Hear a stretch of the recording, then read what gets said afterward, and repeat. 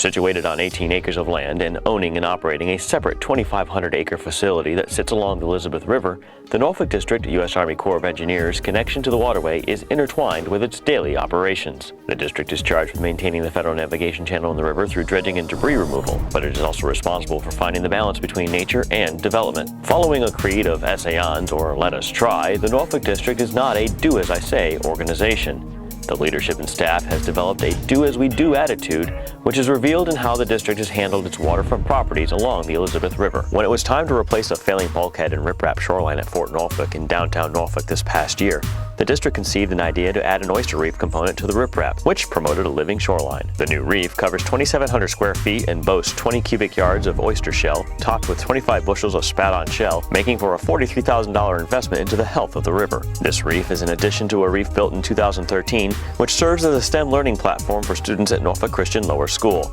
Each year, students come out monthly during the school year to care for the tiny inhabitants of 4 oyster cages, about 4,000 oyster spat. Students measure oysters, clean cages, perform water quality monitoring, and learn about organisms that live alongside the oysters. Further downstream in the district's Craney Island Dredge Material Management Area in Portsmouth, Virginia, as part of a shoreline stabilization project in 2014, the district impacted 4.49 acres of vegetated wetlands. In 2 project phases, the district created 10.82 acres of vegetated wetlands, including over 7 acres above and beyond the wetland loss during construction.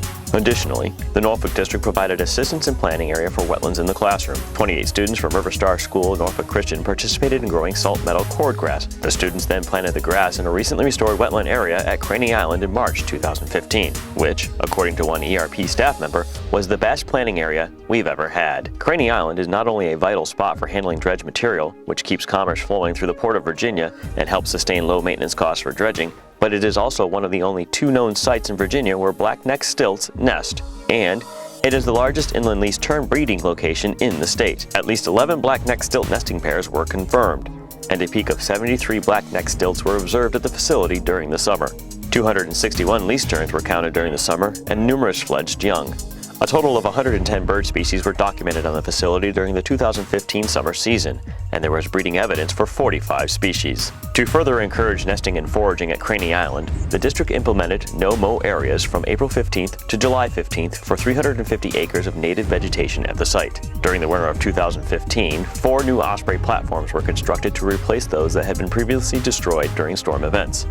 2 of the new platforms had occupants move in shortly after construction. Norfolk District is committed to being an active member of the community surrounding the Elizabeth River. We joined in on festivities at Riverfest. Our staff manned an exhibit and were eager to meet and talk with festival goers. Employees and their family members volunteered to comb the shoreline at Craney Island for Clean the Bay Day. In years past, these folks have collected approximately 2,000 pounds of litter from the shoreline. We also maintain STEM partnership agreements with local universities, and our folks work to expand the minds of the next generation of engineers, scientists, and researchers by giving presentations at summer engineering camp for middle school students, covering topics including civil engineering and living shorelines. Though he has only been in the area since July, our district commander has even signed on to have his personal home be an Elizabeth River Project River Star home. Here at the Norfolk District, we truly have embraced a do-as-we-do attitude when it comes to the Elizabeth River, and we think it shows with our commitment to go above and beyond for the health of the local environment.